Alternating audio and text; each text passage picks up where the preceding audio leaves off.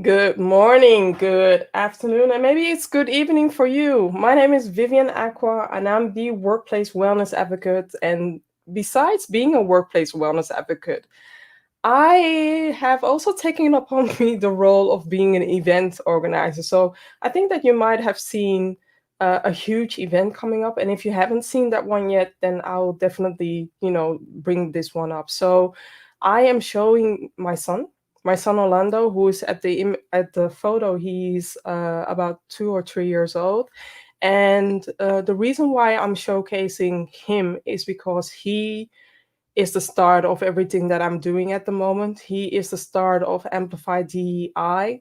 And it's because of him, the inspiration, he inspired me to start a movement. And because of that, I had the courage to ask other people to join me in this movement. And I'm making this very secretive, but it's about amplifying diversity, equity, and inclusion. I recently shared in different interviews, but also in an interview that I did with Cordelia Javar. Just Cordelia, if you're watching, I appreciate you. I She asked me a question about why am I doing this? I am doing this to prevent the BS that happened to me when it comes to racism and discrimination because it almost ended my life, and I want to do something about that. So for me, Orlando, ever since that, Orlando has been asking me about my safety because of this whole George Floyd matter and because of the recent happenings. He sometimes seems to be worried, and I don't want him to be worried at all. He's at the moment 6, turning 7 very soon, and it's a challenge as a mother, as a parent. It's a challenge to deal with the fact that your child not only has to deal with the fact that he is a child, but also is worried about the parent's safety. And the last thing that I want is that. So because of him, I'm so grateful. He's my life coach. He doesn't even know it, but I'm so grateful that because of him, I started using this quote like, we need to implement DEI strategies and see DEI strategies not as a one night stand or a tick in the box or a one time thing, so that you can do your DEI training and then forget about it.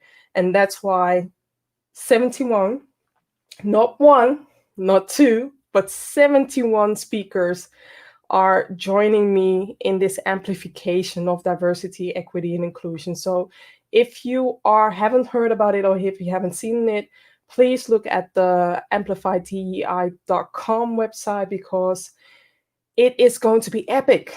It is going to be huge and it is going to be amazing. And definitely look at the people, right? I have two speakers tonight or to my tonight, so it may be your morning or your afternoon, who are joining in this conversation live, and I'll introduce them to you later. But just so you know, this is only the beginning of what Amplified DEI can mean in the world, and it's an international panel. There are going to be more than 100 talks about you implementing, taking away actionable tips, actionable advices, actionable inspiration for you to implement DEI in your company.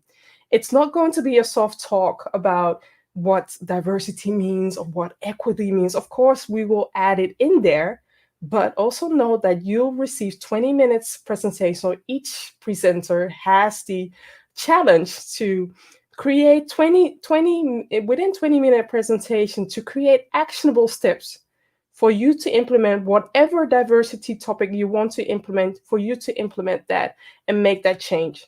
Because I owe it up to Orlando, you owe it up to my son, we owe it up to this generation and the next generation. So please be part of this conversation, be part of moving the needle, be part of this new wave, because diversity is the way to go, and it's best for you and your company and your colleagues to embrace that sooner or later. That's what I wanted to share. So I'm already seeing some comments. Let me see. Yes, Farah. Thank you, Farah. And I'm already seeing something. Emily. Hi, Emily. Yes, yes. Alonso. Yes, thank you. Thank you for joining. And Amy. Amy is also there. So thank you, Amy, for being such a yes. I truly appreciate you all. So thank you all, and I'm seeing two mamas that I already know, Emily and Farah. It means the world to me to have them here as well, and I want to create that movement. So with no further ado, because tonight we also have a conversation. It's not the me show, and I don't like to put the spotlight on myself too much because it's all about the we. That's why I'm having weekly conversations with other people. Hint. So tonight I have the lovely Brooke Ozlem Erol, Nuria Arroyo, and Yonason Goldson, and I'm going to introduce them one by one tonight. Let me have a look and also read their bio.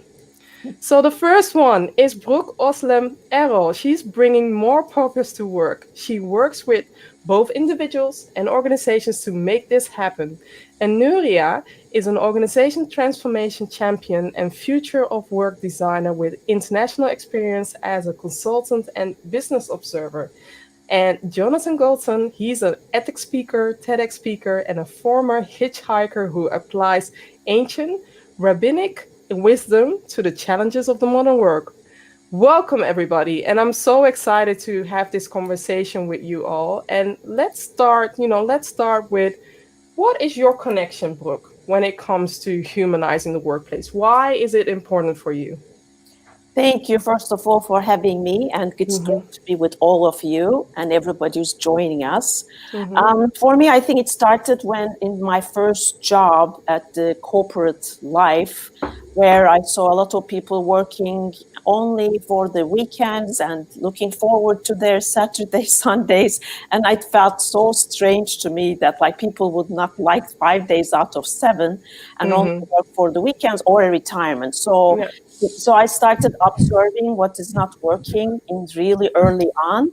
And then as I move forward in my life, I did a lot of inner work to find out what excites me, what's my purpose in life, and started seeing a lot of people miserable and unhappy. So that got me to the place I am today, having a business to make sure this doesn't happen a lot, or at least we can be part of the change we want to see. So do you believe in TGY, Thank God It's Friday, or not? No, not really. I think we just love saying that, but we don't even think about why it's so important. I don't think I want to say, thank God it's Monday and get excited. So, yeah. Thank you. And Nuria?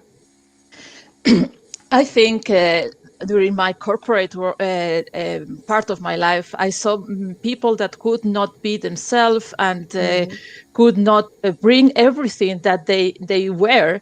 And that's why at the moment in my life, I thought it was the right moment to encourage those people to see that there is another reality. It's not the reality that exists only in corporate, that they can be themselves and bring the most powerful self that they have into the world, and don't differentiate, as Brooke said before, Mondays from Sundays. So we are one full. It doesn't matter where you are. And that makes life much easier. I agree. And meaningful. Thank you for sharing. And Yonason? Thank you, Vivian. Before I became a speaker and a consultant and a coach, I was a high school teacher. High school for 23 years. And I taught in a school for 2 years where the community appreciated us, but there was an adversarial relationship between the teachers and the principal. And it poisoned everything we did. Yeah. And we couldn't do our best job, and we couldn't serve the students the way we wanted to, because we were expending so much emotional energy on just coping with an unpleasant work situation. And the product suffered, and the product was the children, the students. And when I left that job and I went to another job with an incredibly supportive principal, and it was for 20 years I taught in this school, and we had tremendous success on every level, because even when things were difficult, even when we had problems, but there was a supportive community. We all knew we were part of a team, and we all knew that the principal had our backs and was there for us. And so the humanity that we bring to the workplace is not just about work. It's about every aspect of our lives, and it's about the ripples that go out from the work that we do into the world. Yeah. I totally can relate. And with the example that you are sharing right now, I was thinking about it's the manager, right? It's always, that quote that comes by on LinkedIn or on Twitter or wherever. It's the manager, right? People leave the company because of the environment, the manager not being able to protect them. And you are definitely showcasing a case where the manager, even though you might be having challenging situation, you have a manager or a leader who has your back, which is judgmental, especially now. So coming back to you, what do you see are the essential ingredients for purposeful leaders? Well, I talk about ethics, and so I use ethics as a convenient acronym. Mm-hmm. The qualities of character that really make all of us good people, but especially make good leaders successful. And it is empathy. We have to be able to relate to what other people are feeling. The T is trustworthiness. We have to be trustworthy ourselves, and we have to trust others so that they know that they're respected and they're empowered. Mm-hmm. It is humility, right? We have to recognize it's not all about us. It's about something that's bigger than ourselves. The I is inquisitiveness. We have to be curious. We have to want to learn and constantly improve. The C is courage, because it's not always easy to do the right thing. There are lots of pressures trying to push us to do things that aren't ultimately in anybody's best interest. And the S is self-discipline, that we have to be very, very disciplined and very regimented in our schedules, in our behaviors. Doesn't mean that there isn't room for flexibility and creativity. Mm-hmm. But that self-development that comes about through discipline ultimately is what makes everything else work. Yeah, I agree. And Nuria? When you bring purpose to your life and to your organizations, that means that you believe and you act to achieve something that brings you meaning. And meaning goes further your own self and your own interest. So that meaning comes from serving others for their lives as well. So you go away from yourself and you center in others, and the goal is not your own goal but a common goal. So that is where purpose makes complete different impact in teams, yourself, and in organizations. And particularly, for instance, when we just refer to something special that we can do daily, appreciation, being authentic on what you believe and how you act appropriately is what for me the key ingredients for being a purposeful leader. Yeah, and before we started, so we always have a pre-chat with I always have a pre-chat with the speakers to share some rules. I don't have any rules. My rules, one of the rules, most important rules is fun. But then Nuria came up with something very important, because not everybody knows the definition or the meaning of purpose. Not everybody can feel or see the magical things that purpose beholds. So maybe if you can help, the audience to share your definition of purpose. What is purpose? Instead of it being a fuzzy buzzword. Purpose for me is something that makes you feel fulfilled every day. Mm-hmm. Yeah. So, and it goes beyond profit or economical benefit, because that is you should think that purpose brings you fulfillment today and in the long term. Mm-hmm. It's not something that brings you happiness for a moment, and it can be that it makes you struggle, but at the same time that brings an impact in the long term. For instance, you struggle to educate your children or to work with a team, but the result is what counts at the end. That satisfaction that you have achieved something that is bigger than what your contribution is. That is for me a purpose. And it is not related with religion, is not related with pure spirituality. It has to be with psychology, with emotions, and with positive well-being. Thank you for adding that. And Brooke? Yeah, I mean, Yonason and Nuria already said a lot of things that I would love to say, especially the ethics, is really a combination of a lot of things that I consider to be emotional intelligence, right? We want these leaders to have a lot of emotional intelligence and not act with their ego. But coming back to what you said and what we talked before, even the call, since I've been in this work for 2 decades now, like Nuria was saying, we don't want this to be a slogan, a brand marketing tool. It's not something just to use it so lightly. It really has a lot of deep meaning into it. And if leaders, purposeful leaders, understand why purpose is so necessary in the workplace, they're going to be better purposeful leaders. Because like Nuria was saying, it's the individual purpose that we all have. But if we can find meaning in what we do every day, instead of looking at their daily tasks that we repeat every day, it just elevates our engagement with the workplace. It increases our commitment with the organization. It's just a whole different inspirational level. And if leaders know this is tapping into the different discretionary energy that we all have, they will know that it's going to also affect the business results. I don't think they should do it because it's going to increase the profit, because it is the right thing to do. But if they do the right thing, the right money will follow that too. So I think there's so much that I can say, but I'll keep it short at that. But just to know why purpose is important is the first ingredient they should have, I think. Yeah. I see this, and if I can use my personal example. So I shared in the beginning, my son is the reason why I am doing Amplify DE&I. He is my why, he's my purpose, he's my everything. And the fact that I managed to not only activate 3 people or 4 people or 10 people, I managed to engage so many speakers, 70 speakers, to join in this conversation and join in this epic, ripple effect about moving the needle when it comes to diversity, equity, and inclusion.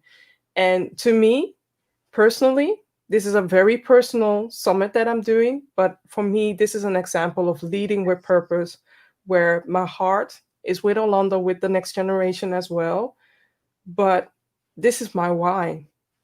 Yeah, exactly. And I always say, because I think I've been in this for so long, I see people feel more and more pressure to find their purpose and clarify, and they feel like it has to make the headlines on the newspapers or on TV. And I always say the example that I usually give is a grandfather taking care of a grandchild is giving him energy or the extra love or compassion to wake up the next morning, right? It doesn't have to be that big of a thing. And I think also people are stuck in that place where they want to find this biggest, nicest sentence to follow, and it doesn't have to be that. But it doesn't have to also be that far. I mean, purpose is from the moment that I became a mom, even when I was pregnant, I knew something big was happening. I didn't realize that I was going to be doing this at the end, but my purpose is looking me in the eye. My purpose is something that is breathing. My purpose is, something that those moments when he's lying in bed, he talks a lot. I don't know where he got that from. Don't look at me. But from the moment he's lying in bed and we are scrolling to his baby photos, it gives me that fuzzy feeling that I'm doing something right. And also receiving so much positivity from other mothers, from other parents, from other people who are really touched by this movement. That is purpose in itself. So I'm hoping that Yonason is coming back, and otherwise I'll reach out to him. And Nuria, let's go to the next question. What can managers do to activate others to lead with purpose? Because it's one thing to have a purposeful leader, but a purposeful leader is somebody who passes that baton on so that other people can lead themselves or can lead the team purposefully.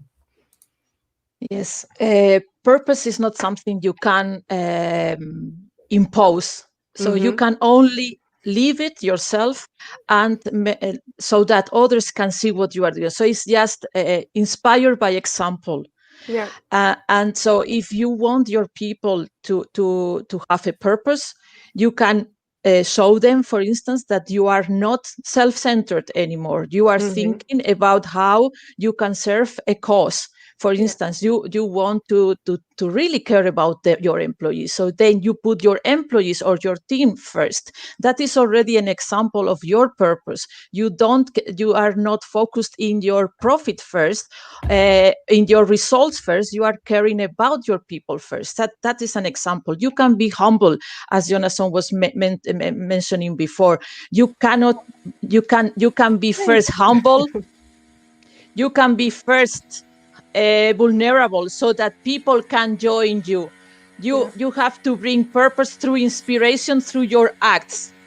And even with that, it may be that because people can have different situations at home, in private, it can be that you don't manage that. So that's why per individual purpose have to connect with a higher purpose that comes from organization or a team, for instance. I agree. And Yonason, I was asking this question about how managers can activate these ingredients to lead, for others to lead with purpose. What is your take on that? Well, what I mentioned previously, that members of a team want to feel that they're members of a team. They want to feel that they're partners. They want to feel that they are making a contribution that's meaningful. And they want to feel that their work is valued and that they are appreciated. So there are so many little acts of recognition that managers can employ simply to identify when people have done a good job, to praise people for their contributions, to express a sense of accomplishment wherever it comes from, to smile at people, to create an environment where people feel that they are valued. And especially what we mentioned previously is to show people that they're trusted. Because micromanaging is not managing. It's basically communicating the message that I don't trust you to do this job by yourself. I don't trust you to do this job properly, and I'm going to be watching over you and inserting myself in the process. And when you give people a sense of empowerment, that validates their appreciation for their contribution. True. And it raises the bar for them. It makes them want to demonstrate that they're worthy of that trust and that they are recognized as being part of the vision and the purpose that drives the organization. Yeah. But that then comes to, and then I'm going to address it to Brooke, that then comes to, sometimes people have the best intentions. And we Dutch people, we can sometimes be very direct. The world knows that, sometimes when you translate the words from Dutch to English, it can come across very harsh. So what I do is, instead of typing my message, I'm speaking it out, and so that people can hear the intention behind it, because otherwise they will see only the text and they will interpret it in a different way. So how would you help, Brooke, others to activate purpose by using words? Yeah. So first of all, that's very true. I mean, very early on at my first job, I went to some communication skills classes, and I never forgot that most of it is body language. The second one is our tone of voice. And then the 10% is the words that we use. So what you said is very important to make sure that we come across in the right way. But just to answer your questions in two parts. The first part I don't want to miss, because you said, like, how do we bring the ingredients to the people? First of all, when I go into organizations and start to create their purpose from scratch, because they haven't ever done that before, it is a very inclusive process. Everybody is included, all the stakeholders, not even only their people, but we even bring in their vendors, some of their clients, and everybody like puts down a statement about what the purpose of the organization is. And then with collective intelligence exercises, we get to choose the best one that resonates with people, not with their minds, definitely with their hearts. Purpose is not a statement like just has to be hung there and never forgotten. It has to be part of maybe the start of every meeting. It could be, now I'm recommending them, they put it in their background, in their Zoom, or start with that to every meeting they have, because it gets to be something that inspires them. Yeah, so some kind of a mantra. Exactly. But and at the same time, you want everybody to know that by heart, but not because it needs to be memorized and it's a command control structure saying, this is our purpose from now on, right? You want this to be very inclusive when you first create it. So that's the first ingredient. And the second part is, like, the leaders have to like really look and care about the individual purpose of people, like Nuria was saying. And if those people are not aligned with the company's purpose and they don't really care, it is okay for them to leave. You should not be very afraid that, like Yonason was saying, they have to have the braveness and the courage to do and seek out the truth in their people. And if that doesn't resonate with them, it's okay. They should even like really help them to go and find a job that is more purposeful to them. So I think those are really important. But of course, when you ask me the question, how do you say it with your words should really resonate and align with your purpose. And then every business decision from then on too. It's not only your words, but the actions that count. And I think that's the part that I really don't like nowadays.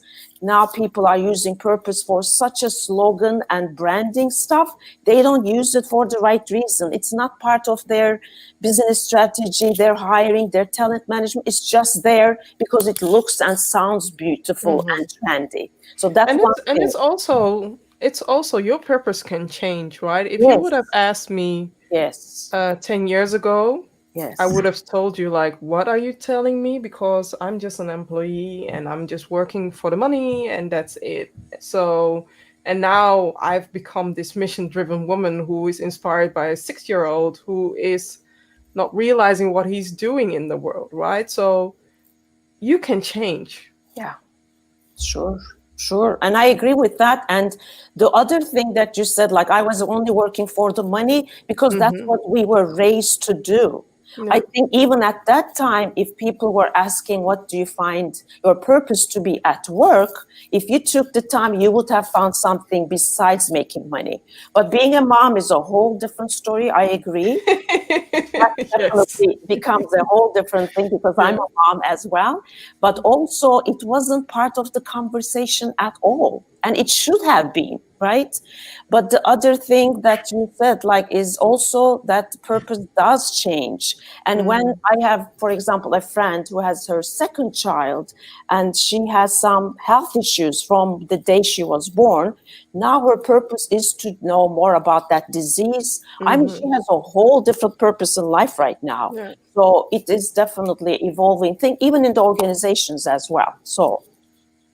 And Nuria, what is clear is that purpose is changing, and what is also analyzed or researched is that after 40s, in our mid-age, from 40 to 60, and it's where the majority of the population in the world is at the moment, is something historically happening that has never happened before. So people are more reflecting or more conscious about what brings you meaning. That is not only money, because usually you care about money earlier before. At this age, you may have had the money because sometimes you don't have money. So that's why you need money to live in a certain level that you were wishing when you were young. And once you achieve that level, money is not important anymore. And also we know that people would like to stop earning some money in US in order to have more fulfilled job.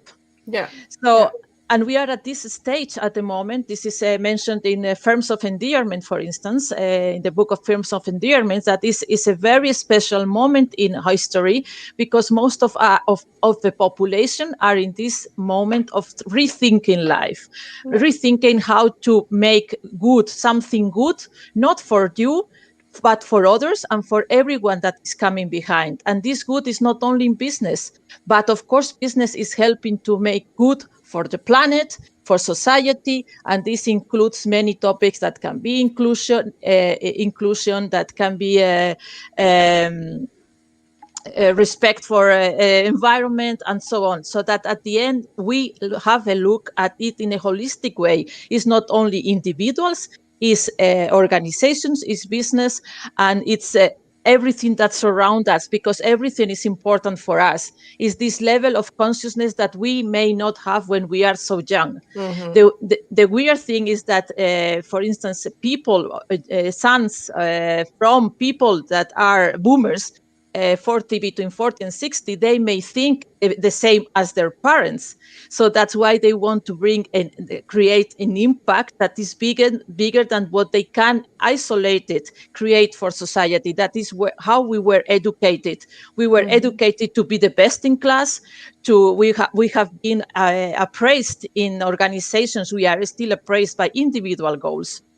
So this is completely a different direction of where a purpose can bring us a collective creation and a collective result. I would, because what you and Brooke are sharing, because it made me think about a book, and that's why I was looking down. I was looking, the title of the book up, and it's called The Top 5 Regrets of Dying from Bronnie Ware, where she interviewed terminally ill patients about their 5 regrets of doing. And one of the things that was in there was live your life, live it purposefully, or live to do. Don't wait until you're 70. Don't wait until that moment. And you were just touching about, people who are turning 40. I'm 40. I'm turning in the 40 club. And I really can feel that, can feel what you are sharing right now, because when you look back, there's so much that, I would have changed, or so much that I would have done differently. But then again, I'm happy where I'm at now. And look at Oprah, look at so many other trailblazers like Steve Jobs, the guy from Microsoft, who everybody has mixed feelings about, Bill Gates at the moment. And there's so much more happening with those who are going through a new phase in their lives. I'm not saying midlife crisis, it's a new phase in their lives. So, Yonason, what do you have to add on your expertise? Well, you put me in mind more of my history than my expertise. My father grew up in the Great Depression in the 20s. And, whatever we think we're going through now, it was quite a bit more intense. He told me that his father had a business and he kept it going through the Depression. But my grandfather was gone when my father woke up in the morning. And he came home at dinner. They had dinner together. My father went to bed. For years, he saw his father at supper 7 days a week. Wow. And that was survival. Yeah. And so my father grew up in that generation. Everything was about security. Yeah. Be responsible, support your family, provide for your family. And his whole purpose in life was to provide security for me and my mother. And he did. And he did very well. Yeah. But I saw the the empty space it left in his life. Mm-hmm. He never understood me. Yeah. Because when I was a young man in college, and I grew up with, we weren't rich, but I had everything I really could want or need. Mm-hmm. It didn't make me happy.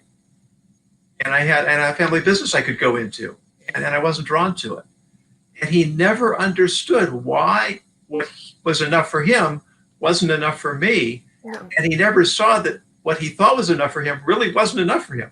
Mm-hmm. Because when he finally reached a point where he didn't have to work hard, he didn't have to struggle to survive, he didn't really have anything to fill that empty space. Mm-hmm. And it was sad. It was sad. He looked for ways of occupying himself in his later years. And that sense of connection to something greater than ourselves is what purpose is all about. And Yeah. whether it's God and religion, whether it's an organization that has a purpose, whether it's a country. But the irony is that now that we have the opportunity to look for purpose, we seem to be having trouble getting along with each other. Mm-hmm. Sure. And there's a certain tribalization that each tribe has its own purpose. And if another tribe has a different purpose, then I feel there's some sort of conflict, there's combativeness. It's a difficult problem to propose a practical answer for. But there's this sort of duality that on the one hand, I can have my purpose for my community, and you can have your purpose for your community. And we don't have to be at odds with each other, even if our purposes don't align perfectly. Yeah. We can acknowledge that there are different avenues towards purpose, towards sort of fulfillment, towards accomplishment, to contributing to the world. And that if we look for ways to complement one another instead of compete with each other or battle one another, then we're all going to see more success and more fulfillment. Yeah, even look at this panel. You all joined because of the common denominator, and that is the title, but you all have different purposes. And I was also thinking about, I have a purpose for my business, but when it comes to my personal life, I also have a different purpose. And with my friends, I also have a different purpose, especially the friends that, from time to time we got together and just eat. I miss them. They know who they are. I really miss them. So yes, you can have different purposes for different meanings, for different societies. And what I also wanted to know was, can leading with purpose, is that an answer to boost employee engagement? And I'll start with Brooke. First of all, I'll start with the research behind that. It's not only what I'm thinking. First of all, it's no-brainer for any one of us, I think.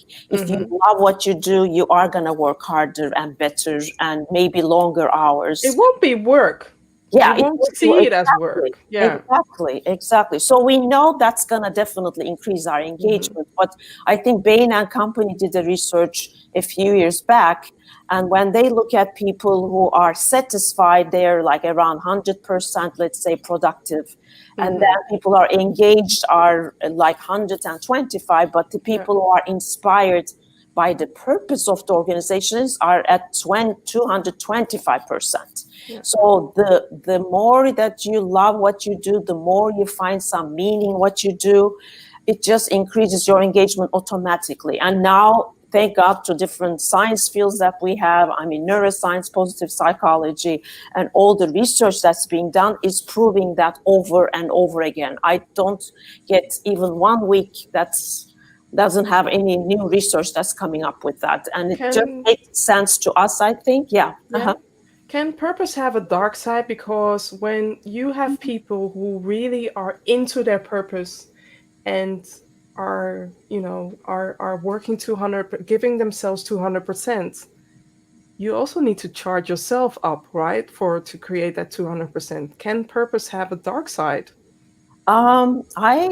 I haven't observed it in the companies that I work for or in myself, because it even grounded me a lot during these times when I lost business, when I had so much uncertainty in my life and I had bad moments. Every morning, what wakes me up, makes me go and move forward is my purpose. Although it might take sometimes my nights away, it doesn't feel like work, like you said. So if people are willing to do it on their own, it's one thing. But if people are forced to work 10, 12 hours a day, it's a whole different outcome. So we shouldn't mix purpose with hustling. Yeah, definitely. That's a good differentiation. Is also, if it's forced on you, it's a different thing. If you do it willingly, it's a different thing. Because I never used to work at night when I was working for a company that I didn't care about the purpose so much. Now I spend at least another 3 hours at night on doing what I love, because it's my choice. So it doesn't affect my physical, emotional health in any bad way, but it doesn't mean I don't do self-care either. Because I love to read, learn more and more, and sometimes I have to really stop myself and say, okay, this is enough. You have to take and do some self-care. Even one part of me says, oh, you have so many books to read and you love reading, you love writing, do that. I really literally stop myself. So I think that's a really good point that you made. We still have to take time off to release our brains, at least. And Yonason? There's a quote, I don't remember who said it. I think it might have been J.P. Morgan. He said, I can do a year's work in 9 months, but I can't do it in 12 months. And it speaks, I think, to your question about this purpose on the dark side.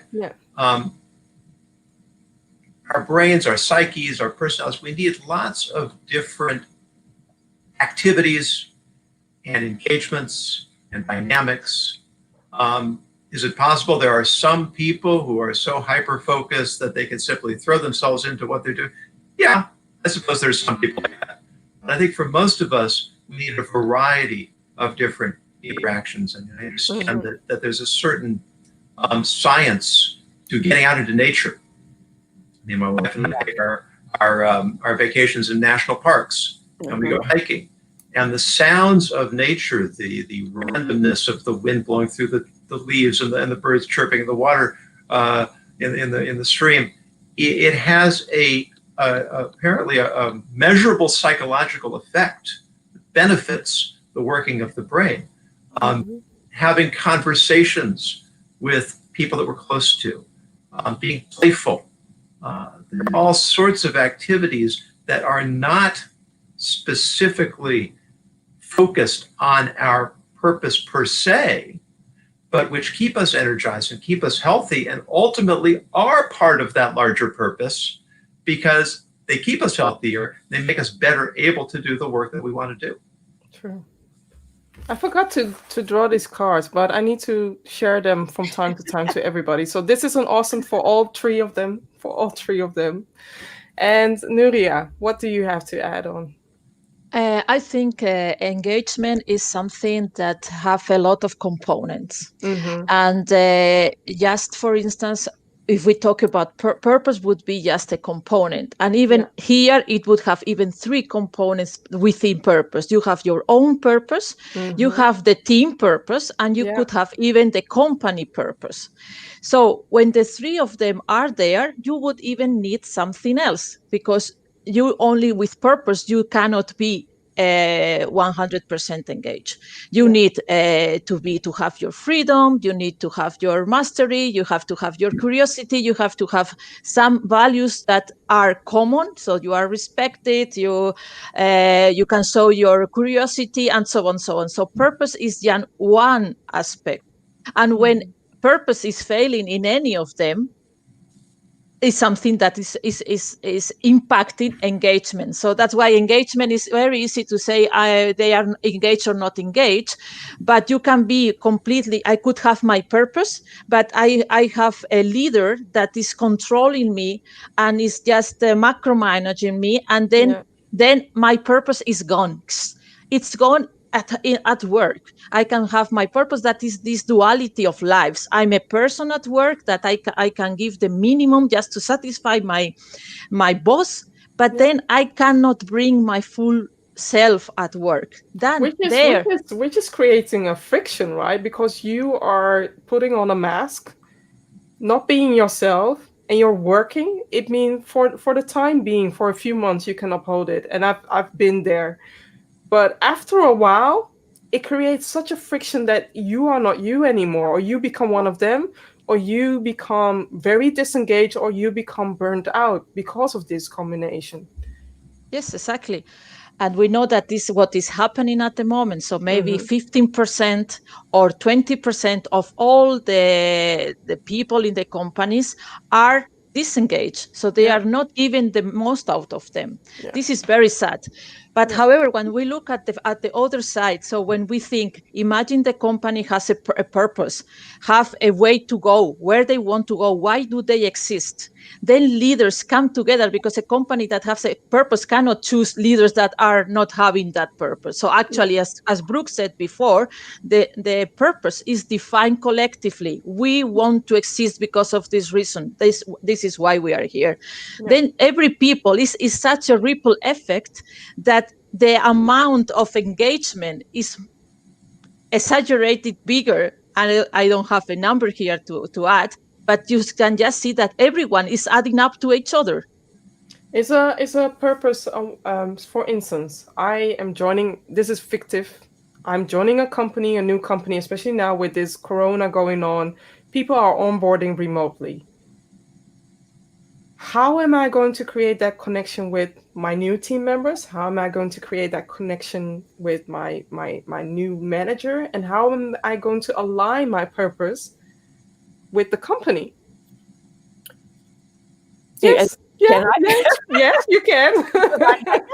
Yes. I do this all the time.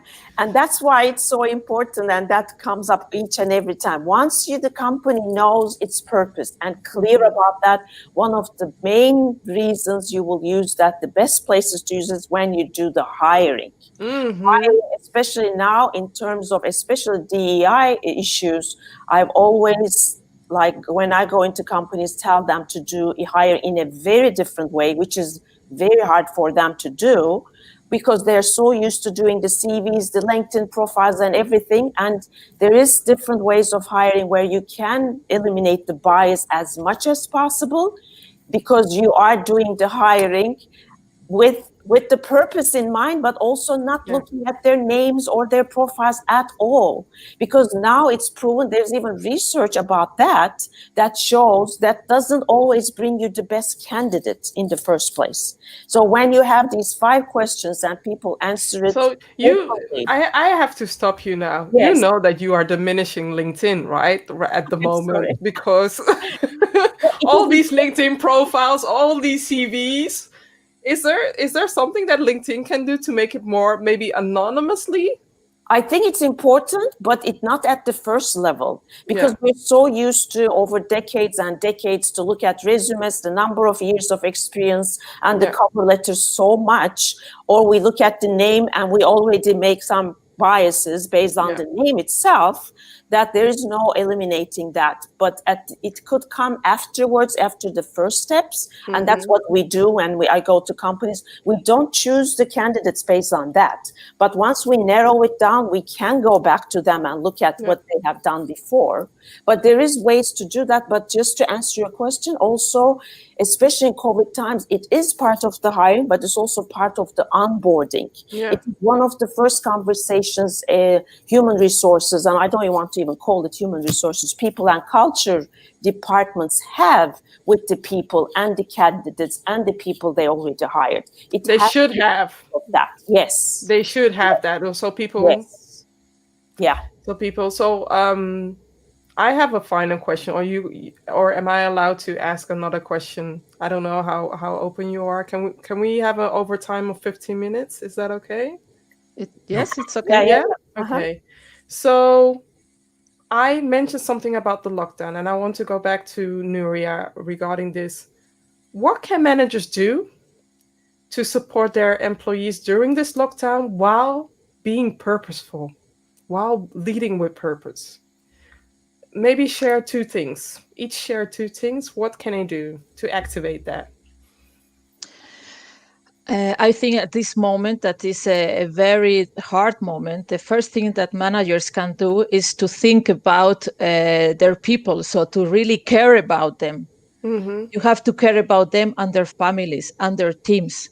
And you have to go out of what you were doing so far and try to do anything that the team needs to be a team, to be cohesive, a cohesive team in the distance, because they are missing. So if they were not a strong team, it will make things more difficult, but you can always try. But the manager or the leader in this case is the person that has to create the space that these people is connecting genuinely. So maybe sharing, how do they feel? What is the struggle they are having? What are they grateful for? They can always. I'm going to play because I am, the workplace wellness advocate, and you are bashing or you are targeting the managers. Who's going to be there for the managers? Who's going to be there for the leaders? The other leaders, there are always a leader. So at the end, managers are over by, I don't say, managers also need help. Yeah. They have to be receptive for this help. Yeah. So at the end, there is a cascade of people.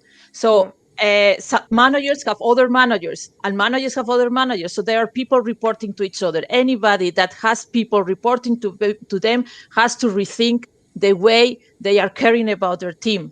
Yeah. If they are if they are having a purpose now, what is the purpose that you are here doing what you are here? Are you doing the right thing at this right moment, or are you just asking them to work extra time and having very hard life in this moment where everything is so uncertain? You have to help them specifically now in this hard moment that goes beyond what was thought before. Yeah. So, and at the end, you have somebody that is in the top. That's why we have a pyramid. Yonason, what do you have to say? What is your tip for the managers, but also for those who are managers so for the support system for the managers, but also for the managers leading others during this challenging time? Just thinking about what Nuria was saying reminds me very much of what Simon Sinek talks about, and he's so articulate that I don't say it better than he can. Certainly can't say it better than he can, but try to communicate his idea. He tells about how when he goes into CEOs and he asks them what is their focus, what is their priority, and the answer is always the customer. Yeah. He says, "What are you talking about?" He said, "You haven't talked to a customer in 15 years." He says the leaders at the top are responsible, the way he says it, they're responsible for the people who are responsible for the people who are responsible for the customers. And it's such a brilliant insight. And it goes back to this idea of teamwork and trust, which we keep coming back to. If I want, as a leader, to have my team effective, then I have to support them in their job and not try to do their job for them. Yes. And he's the language he uses that just came to my mind. He says that if you don't have this, you don't have leaders, you have managers, which is a very powerful way of expressing it. Yeah. And the truth is, as we've been talking about, we're all leaders. The leaders need to be looking out, need to be alert. Obviously, there's a lot going on now that makes it more complicated. But I know from people very close to me that in some cases what management is doing is they're adding all kinds of work to ensure that people are actually doing their work from home. Yeah. And that, or managing or watching their monitor, right? At the moment. That does two things wrong. One, it overburdens people who are already trying to deal with an unusual situation. Yeah. And it demonstrates a lack of trust. Yeah. And someone close to me said, "Why can't they treat us like adults?" Yeah. We've been doing our jobs. We're professional people. Let us do our jobs and don't set up all these systems to make it harder for us to do our job and then try to watch over us to make sure we're doing the job that you've just made more difficult. On the other hand, it goes in the other direction too. In other words, if I'm an employee and I see, I can reach out to my boss. I can say, boss, how you doing? How are you going on with this? What can we do to make your job easier? It can go up, it can go down, it can go side to side. But the idea is that if we're all looking out for one another, then it's going to be easier for all of us to look out for ourselves. Love it. Thank you. Brooke. Yeah, I mean, as everybody says, as we all feel, it is a very challenging times, and you have to do things differently. But I'll separate them into two things.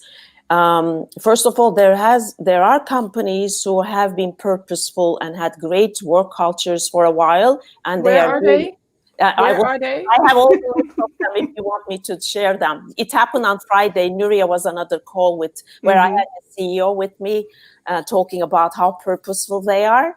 So he was saying the same thing. They already create that culture, which makes it so much easier on them during these crisis situations, right? Because people were already trusted, as Yonason was saying.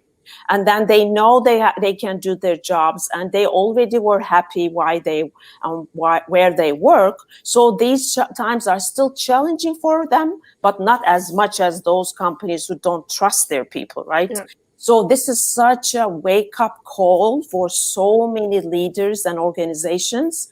People like me are dying to make sure that they really get this as an opportunity to reach out to their people. I do, for example, engagement and work from home surveys just to get the insight of their people anonymously. And when we look at the results together, there is so much insight from their people. People already know what needs to be done, what needs to be taken care of. It's just for leaders to go and really trust them to get their ideas. And when it's not a psychologically safe environment, you can still do something with the surveys because people know their names are not out there. So that's the simplest thing they can do, really. And also, I am running all the purpose sessions I used to do online, which is also possible. If they've never done it, it can be done online. And there's so much inspiration that comes only through that session alone, because people are for the first time asked what they care about work and what do they want out of their work. And so there's so much to be done, but it has to use some different tools nowadays. And there's nothing that's going to replace the face-to-face and togetherness in the offices. Unfortunately, we all miss that, but there is a lot to be done. And we all want this wake-up call to be happening. What I have learned by being purpose, so not looking at the business aspect of it, it creates connectivity, because reaching out to all of you, it was by my purpose that I reached out to you, that I got connected to you, and I reached out to so many people more. Imagine that happening within your company. Imagine your people leading with purpose and connecting with their clients with purpose, and they are engaged and talking about your business with purpose. Do you see the magic that you are passing on when your company or your people are being led with purpose? Yeah, true. And it's not only that, it's just like the best kind of the purposeful leaders like Gary Ridge or Bob Chapman also like really care about the family. Do we have women? Because I see, sorry to not disrespect Yonason, but I also want women. I also want to hear women. Do we have women who are leading with purpose? Yes. I know one. Sure. I know one of the speakers who is leading Lean In Netherlands. I see her, and she doesn't know it, but I see her, Melissa Romero, who is one of the speakers from Amplify DEI. I see her as a purposeful leader. She managed to activate so many people within a short time, women who are connected right now, who are doing their thing, and who are seeking leading with purpose as well. And of course, you all are leading with purpose as well. So sometimes we look at the bigger names. It doesn't have to be somebody with a huge name for them to lead with purpose. So maybe next time talk to your grandmother or talk to your father about having this conversation about what are they doing right now and what is their purpose in life and what was their purpose maybe 5 or 10 years ago. We also need to engage or start these conversations from home.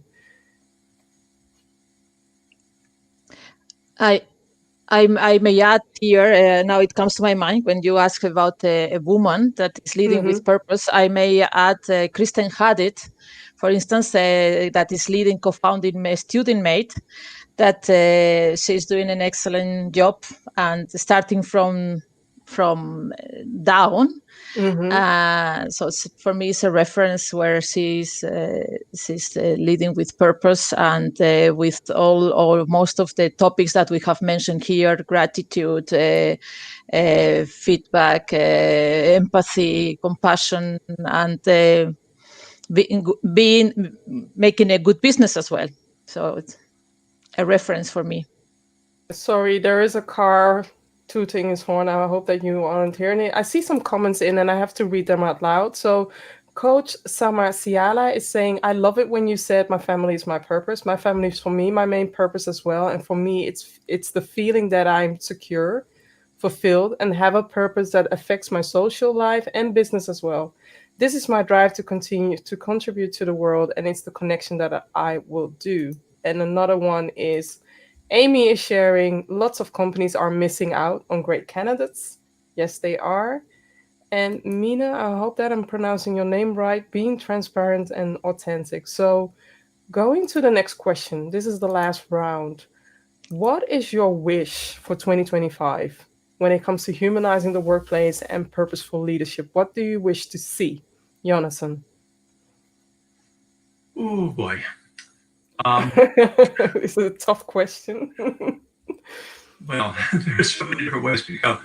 I came across an expression recently: constructive disagreement. Okay. And that certainly in our politics is where we see the almost complete breakdown of anything constructive, although there's plenty of disagreement. On the one hand, if everybody is nodding and reaffirming, then we're really in trouble. Yeah. We don't get the opportunity to expand our worldview, to consider other points of view. And I mean, this is what I love to talk about in this context is what I call intellectual diversity, is that the benefit of having different people from different cultures and different outlooks and different perspectives is that we all have the opportunity to learn more about one another and then to learn more about ourselves. And when there is that kind of engagement where we feel that it's safe to disagree, where we are willing to listen to points of view different from our own, when we're willing to consider the possibility that maybe someone who is on comes from a different place has a legitimate basis for what he or she thinks, and maybe possibly I could reconsider my point of view. Sometimes I'm wrong. Thank you. Okay. Thank you for sharing. Yeah. Wouldn't I rather discover that I'm wrong than persist in being wrong? And so my vision is that we can get to a place where we can work together not despite our differences, but using our differences as a source of strength and a source of continued developing wisdom. I love it. I'm with you on that. I love it. And Brooke? Yeah, I think there's, like Yonason was saying and hesitating, there's so much to wish for, right? But for just regular organizations, I would love for them to understand more of what really purpose means, not used in the wrong ways, so that they really get the benefit out of it, not for only their people, but for their business results.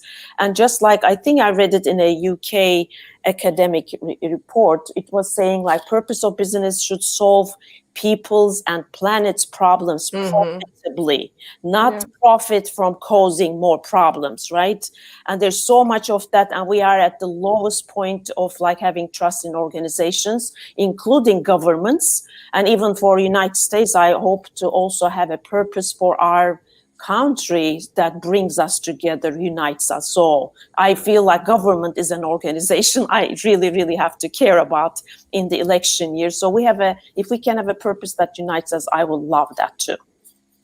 It's a good one that you are bringing it up. Thank you, Brooke. Nuria?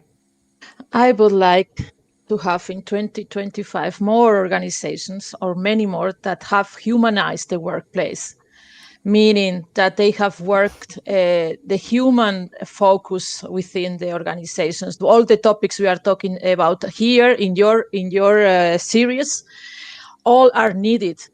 All are needed and all are important. And it's a pity that we have just made business for the benefit of some few people, and instead of using it for securing or making to have our planet, to have a better society, to have better leaders. We are not using it for that. I think we are going a little bit in a downward spiral at the moment. So I would like that this is we have a period of recovery. And hopefully with COVID is helping us to go there, because otherwise I may go to a pessimistic view.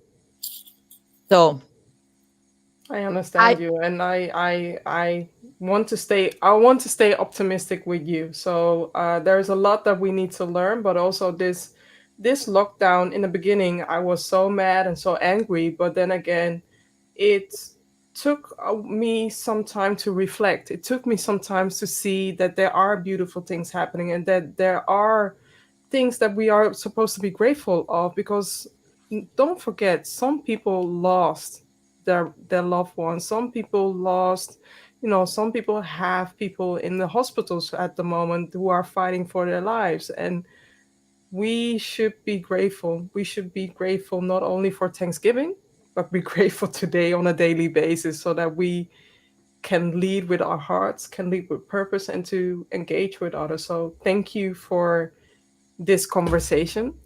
And for those who are watching the replay, I hope that you'll be watching it again and again and again, because everything that Brooke, Yonason, and Nuria shared during this conversation is so valuable. And I wish that we would see this more often. So thank you for this. Thank you for having me. Thank you. And I'm going to close off. So I wanted to, again, showcase the beautiful people that we have here. So I see Farah's email address in there that isn't supposed to be, but I wanted to showcase the beautiful people that we have here. So these are the amazing people that are joining in Amplified DEI. And if you want to know more about it, go to amplifieddei.com. Brooke is already a speaker, and Yonason is already speaking about something essential regarding a topic for diversity. And it's going to be awesome. It's happening this month, the end of September, and it's going to be awesome. That's all I want to share. So thank you for watching this episode.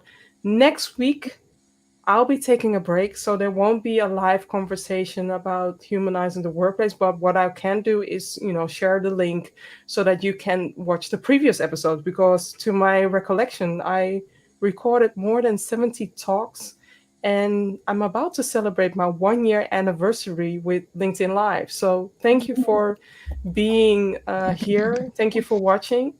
And I appreciate you. I appreciate you all for watching this conversation, and thank you. So thank you, Amy, for joining this live conversation, and until next time. Bye, everybody. Bye-bye. Bye.